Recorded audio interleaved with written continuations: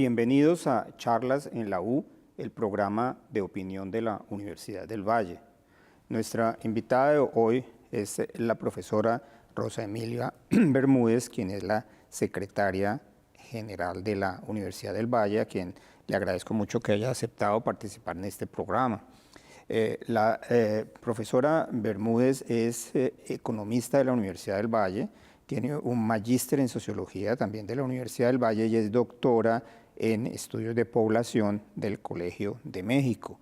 Ella ha tenido una actividad investigadora importante en distintos grupos de investigación de la universidad, tanto en el área de economía como en el área de sociología, y esas investigaciones han tenido un elemento común que es el trabajo, y han tenido como objeto unos grupos poblacionales muy específicos que son las comunidades afrodescendientes y las mujeres. Su trabajo se ha realizado en el Centro de Estudios Étnico-Raciales y de Trabajo de la Universidad y en el Centro de Investigaciones y Estudios de Género, Mujer y Sociedad también dentro de la Universidad del Valle. Como la mayor parte de su trabajo ha sido sobre el tema de la presencia de la mujer en el mundo laboral y en el mundo universitario, yo quería empezar por preguntarle qué es para usted el feminismo, porque entiendo que es una definición que ha cambiado con el tiempo, pero también que como que cada persona tiene una distinta. Bueno, pues muchas gracias por esta invitación tan especial y pues sí, digamos, el feminismo hace parte de nuestras vidas para las mujeres y las personas en general, digamos, que se asumen como feministas. Y definir el feminismo tiene que ver mucho con la propia historia de vida, con los propios desarrollos que las mujeres en general hemos tenido en el acercamiento, digamos, a esta palabra, a este significado, que siempre nos va a remitir a contextos históricos específicos. El feminismo es una forma de vivir, dice Salamet, digamos que vivimos un feminismo, cada mujer vive un feminismo distinto de acuerdo a sus propias realidades. Algunas luchan por el derecho al voto, como fueron las primeras mujeres feministas justo allí con la Revolución Francesa, por la igualdad de oportunidades, por la diferencia como mujeres, por la paridad en la ocupación de cargos públicos, por la igualdad en el trabajo del mundo doméstico, y todos estos procesos sociales históricos han marcado distintos feminismos a lo largo de la historia y han permitido que mujeres y también hombres que se dicen feministas asumen el feminismo de manera distinta y lo definan de manera distinta. Yo pensaría que hay unas mujeres muy precursoras que no han sido, digamos, feministas en el sentido de que ellas estuvieran embarcadas en un debate sobre el feminismo, sino que por su propia importancia y por su propio trabajo fueron abriéndose camino, ¿no? Sí. Madame Curie, por ejemplo, científicas importantes en todas las áreas, en las áreas de las artes, en las áreas de las ciencias, pero como organización sí es algo contemporáneo, ¿cierto? Pues dependiendo de cómo lo llames contemporáneo, porque por ejemplo las mujeres que lucharon por el voto femenino en Inglaterra, hay una película muy linda que se llama Las sufragistas, que muestra esa realidad. Y esas mujeres se asumían como mujeres feministas luchando con una organización por el voto, a inicios del siglo XX. Lo mismo, digamos, muchas mujeres colombianas, ¿no? Que también, digamos, de élite en la primera mitad del siglo XX se asumieron en sus escritos, en sus reflexiones como mujeres feministas. La misma Virginia Woolf, por ejemplo, se asume como una mujer feminista, o Simone de Beauvoir. ¿Qué es el feminismo para una mujer del siglo XXI? Para una mujer del siglo XXI, estas nuevas generaciones hoy de jóvenes que salen a la calle y protestan y levantan reivindicaciones, tienen centralmente unas reivindicaciones que tienen que ver con el derecho de llevar el cuerpo, de lucir sus cuerpos, de expresar a través de sus cuerpos, de no asumir y de cero tolerancia a las violencias contra las mujeres, las violencias basadas en género, por ejemplo. Son mujeres con mayor fortalecimiento en sus autonomías económicas, de pensamiento, de vida, con más claridad frente a qué quieren y cómo quieren relaciones de pareja, con mucha más precisión de que si quieren ser madres o no, cómo vivir la maternidad. Entonces, las mujeres del siglo XXI han logrado tener muchas más rupturas, ¿no?, con estos mundos que siempre fueron tan opresivos con las mujeres, sobre todo en el siglo XX, mi madre o mi abuela, por ejemplo, en relación a la maternidad, en relación a la dependencia económica, en relación al mundo privado. Hoy las mujeres del siglo XXI feministas tienen muy claro que esas rupturas con ese mundo les han abierto nuevos horizontes en la vida cotidiana, en la vida privada y en la vida pública. Si uno analiza es lo que acaba de mencionar, la evolución de la sociedad colombiana en general en el siglo XX y en lo que llevamos del siglo XXI, creo que la irrupción de la mujer en todos los espacios es una de esas características esenciales de esa sociedad. ¿Cómo ve usted hoy el papel en general de la mujer en la sociedad colombiana? Sí, digamos esta... ¿Qué tanto sobreviven los prejuicios? Estos beneficios que se han obtenido han sido unos beneficios para un grupo privilegiado o han sido de carácter general. Yo diría que cada vez la conquista de derechos, el reconocimiento social al trabajo de las mujeres, la participación de las mujeres en el mundo público, cada día, cada vez, para cada generación, se vuelve mucho más importante y mucho más significativo. Nosotros a mitad del siglo XX teníamos tasas de fecundidad de 6 hijos en promedio por mujer. Hoy en día tenemos tasas de fecundidad de 1.5, 1.4 en las ciudades de hijos por mujer. Este factor, digamos, de la vivencia de la maternidad, del número de hijos y de las dinámicas que esto ha implicado para las mujeres a través de la historia, que es el mundo privado, el mundo del cuidado, el mundo doméstico y la maternidad particularmente, es un cambio fundamental y es un cambio que permite a las mujeres cada vez dedicar menos tiempo a la maternidad, a la crianza, a cuidar, y cada vez más tiempo, más número de horas a la vida pública, al estudio, a la participación política, a la participación social, a la esfera del reconocimiento colectivo, a la esfera del reconocimiento social. Usted ha indagado sobre el tema de género, mujer y sociedad desde el punto de vista del trabajo. E hizo un estudio sobre el papel de las mujeres obreras en Cali entre los años 30 y 60, que coinciden con el despegue de la industrialización en la ciudad y que seguramente requirió una fuerza adicional de trabajo y algún tipo de trabajo que era más fácil que lo hicieran las mujeres que los hombres. Hubo ahí una incorporación al mercado laboral importante de la mujer. ¿Cómo fue ese fenómeno de la presencia de las mujeres de la clase obrera en Cali en esos años, que son los años de mediados de los años 30 y 60 del siglo XX?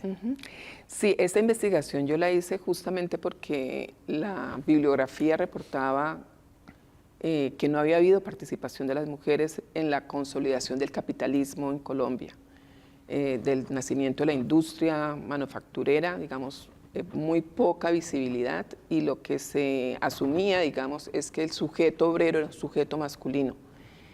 Y teníamos la certeza porque mi abuela, por ejemplo, fue una artesana de la industria del calzado, por esta historia familiar, que efectivamente había un grupo de mujeres significativo en la ciudad que había participado en la industria manufacturera. Entonces, tercamente, a pesar de que la bibliografía lo invisibilizaba, lo ignoraba, incluso que algunos de los docentes en su momento me dijeron que solo a partir de los años 70 podría encontrar una participación de las mujeres en el mercado laboral y más en el sector de servicios. Tercamente insistí en que sí había habido una participación de las mujeres en la primera mitad del siglo XX, justo en la configuración de la industria manufacturera, y después de indagar en las trilladoras de café, que fueron una primera expresión, digamos, en Cali como puerto seco y por el florecimiento de la economía cafetera.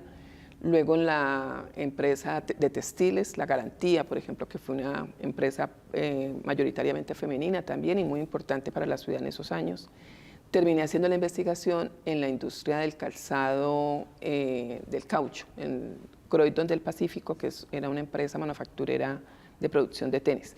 Y allí encontré las historias laborales de 1000 mujeres que me permitieron mirar, digamos, un poco el prisma de la participación de las mujeres obreras en el nacimiento de la industria. ¿Y esas mujeres eran cabezas de familia? Esas mujeres eran su perfil sociodemográfico, su perfil social, eran mujeres muy jóvenes, de 18 años, 19, 20 años, en el momento de ingresar a trabajar. Muchas de ellas huérfanas o de familias muy, muy empobrecidas en la ciudad, hijas mayores en sus familias, migrantes de los alrededores en una alta proporción, también algunas pues nacidas en Cali, pero muchas de Palmira, los municipios del norte del Valle, Eje Cafetero. Y estas mujeres con esa característica de vulnerabilidad social eran las mujeres que se medían a ser obreras, porque ser obrera en ese momento, años 40, años 50 en Cali, era un símbolo de empobrecimiento, de vulnerabilidad social y en un trabajo propio para mujeres. Y con el correr de los años, esa participación de mujeres de la clase obrera en el mundo del trabajo, ¿cómo evolucionó? Bueno, entonces allí hay un momento muy importante. Yo alcanzo a construir estadísticas más o menos con entre un 15 y 20% de la participación de las mujeres en la industria manufacturera, que es, digamos, para el momento fue muy importante estimar esa participación.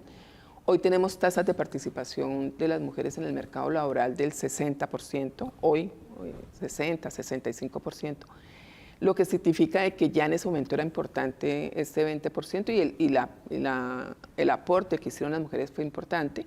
Y hemos transitado casi un siglo en que esa participación se ha ido incrementando paulatinamente. Aún tenemos un porcentaje de mujeres que no participan del mercado laboral, que son amas de casa, o sea, esa figura de ama de casa que sigue siendo un lugar de trabajo, pero no reconocido.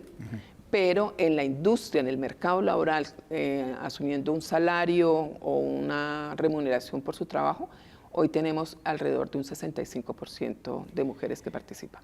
Curiosamente, usted ha investigado esta participación de la clase obrera femenina en el mercado del trabajo y también ha investigado la participación y la presencia de mujeres altamente calificadas, mujeres que son universitarias, que hacen sus especializaciones en el exterior, y ha encontrado que hay unos procesos migratorios interesantes. Algunas de las mujeres muy preparadas que van al exterior a estudiar no regresan a Colombia porque seguramente encuentran mayores oportunidades o se sienten más realizadas en el exterior, otras regresan. ¿Cuál es en general el panorama de las mujeres altamente educadas y altamente calificadas en el mercado laboral?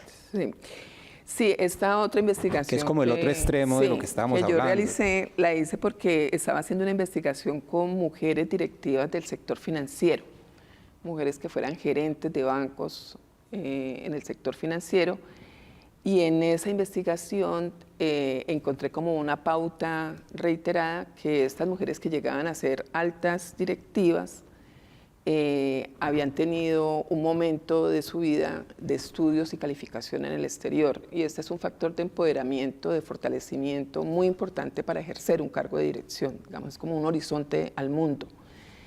A raíz de ello, decidí hacer una investigación formal y rigurosa sobre la movilidad internacional de mujeres altamente educadas y encontré que, claro, que en las ciencias naturales, por ejemplo, que fue un sector clave de la investigación, estas mujeres que son químicas, médicas, biólogas, físicas, digamos, terminado su nivel de profesionalización en el país, de inmediato, digamos, buscan una alternativa para irse a formar en el exterior, porque el mercado laboral se los exige, manejar un idioma perfectamente, otro idioma fuera pues, del español, pero también tener la capacidad de haber estado trabajando en un laboratorio de alta tecnología, producción de patentes, y eso lo da pues, el mundo exterior. Entonces encontramos esa gran afluencia del mecanismo de la migración internacional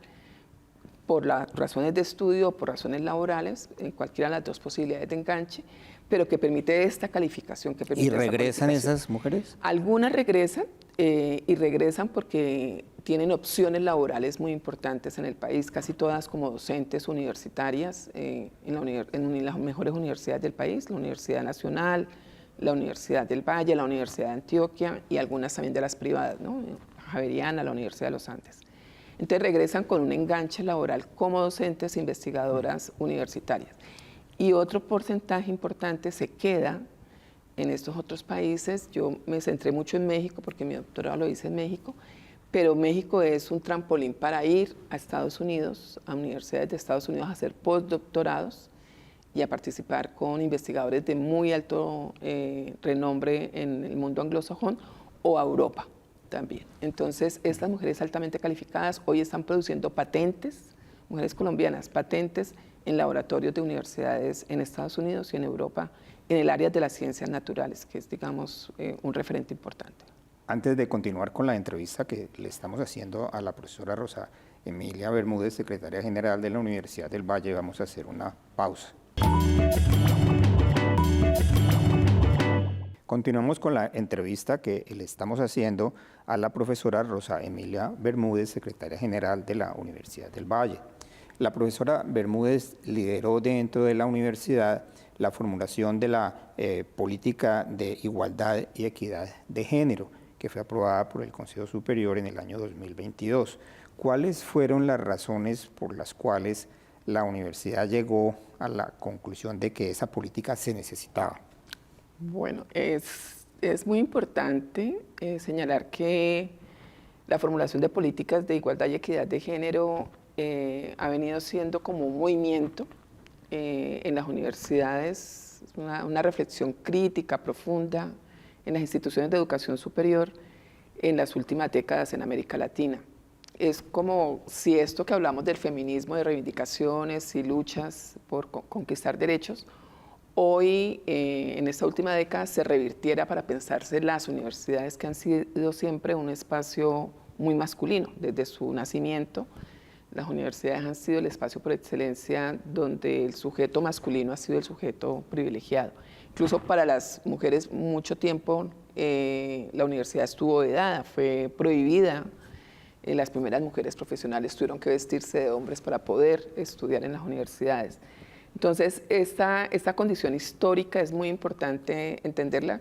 En Colombia, el ingreso de las mujeres a la universidad se da en los años 50, digamos que aparece en la Universidad Nacional de Bogotá la posibilidad de permitir que mujeres ingresaran a la educación superior y que el bachillerato fue aprobado también para las mujeres, porque digamos una condición para poder hacer estudios superiores en la universidad era que tuviéramos también la posibilidad de tener educación secundaria femenina.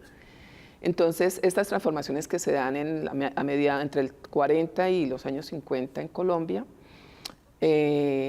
permitieron que la mujer ingresara a la universidad, pero ese ingreso fue muy reducido, muy limitado, y solo hasta realmente la década del 80, mediados de la década del 70 y años 80, comienza un ingreso masivo de las mujeres a las universidades. Por lo tanto, digamos, pensarse una política de igualdad y equidad de género es un asunto muy reciente en la universidad y es esta reflexión profunda de este espacio masculino que favorece, que limita y que ha permitido también para las mujeres como un espacio. ¿Es como un proceso contra alguna forma de discriminación? Sí, efectivamente, digamos lo que esta negación de la educación superior para las mujeres fue un acto de discriminación. Pero ya dentro de la universidad. Y dentro de la universidad se ha encontrado que ha habido discriminación a las mujeres, no solamente como estudiantes, sino también como docentes. Sí. Entonces ya cuando se permite este ingreso masivo y construimos, por ejemplo, los indicadores, vemos que hay brechas de género muy importantes en la universidad, que son desigualdades. Por ejemplo, es un patrón universal, casi universal, porque las universidades europeas y las de Estados Unidos no se distancian mucho de este patrón, y es que tenemos un 30% de docentes con respecto a un 70% de hombres docentes. 30% mujeres, 70% hombres. Ya allí hay una brecha muy importante a superar, digamos, en los objetivos de desarrollo del milenio. Esta igualdad de género es un elemento muy importante a equilibrar. Entonces, digamos, estas distintas formas de brecha, tanto en la matrícula como en las carreras de las docentes en las distintas áreas del conocimiento, carreras muy feminizadas, como trabajo social, por ejemplo, pero carreras muy masculinizadas como las ingenierías, donde el 75% son hombres, el 25% son mujeres.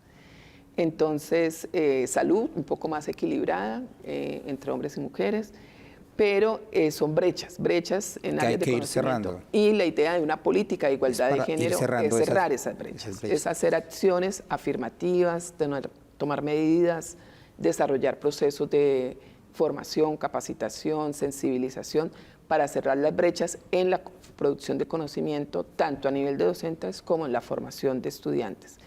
Otro de los temas importantes de sus investigaciones ha sido también referente al mercado laboral, la presencia de la población afrodescendiente calificada en el mercado laboral.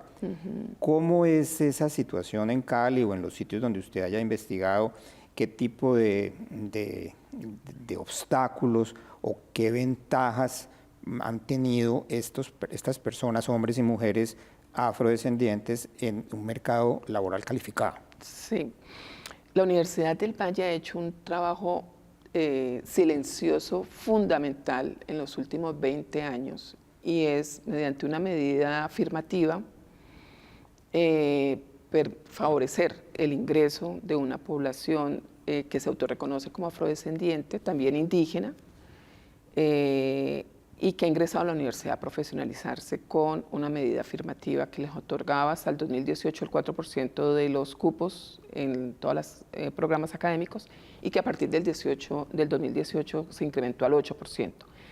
Esto ha permitido de que tengamos en la región una importante número de profesionales egresados de la Universidad del Valle. La investigación que yo hice remite a ese grupo de estudiantes que durante 15 años la universidad formó y graduó y salieron al mercado laboral. Y tienen una condición particular, y es que ellos ingresaron a la universidad porque se autorreconocieron como afrodescendientes, se formaron en la universidad, digamos, un poco mediante esa medida afirmativa, con algunos apoyos que la universidad brinda, apoyos económicos, apoyos académicos, y también, digamos, salieron al mercado laboral, y queríamos ver hasta dónde esta formación de alta calidad que ofrece la universidad permitía superar y romper con estas discriminaciones raciales que sabemos que también existen en estos mercados calificados. Encontramos un grupo de profesionales que ingresaron por la medida de acción afirmativa afrodescendiente, muy importante en la región, en el caso de los afrodescendientes, porque lo hicimos para afrodescendientes e indígenas, pero en el caso de los afrodescendientes encontramos personas altamente calificadas ocupando cargos muy importantes de dirección empresarial, de aporte profesional. Recientemente, en los últimos grados, tuvimos al doctor Mina, gerente de Cali, por ejemplo, y él entró con una medida de acción afirmativa. La principal barrera para vencer la discriminación es la educación. Es uno de los factores fundamentales para esa inserción en mejores condiciones, con mejor salario, con mejores posiciones, con mayor reconocimiento social, porque socialmente siempre se ha creído que la población afrodescendiente es una población que no accede a la educación superior. Y efectivamente, digamos, el acceso ha sido bastante limitado.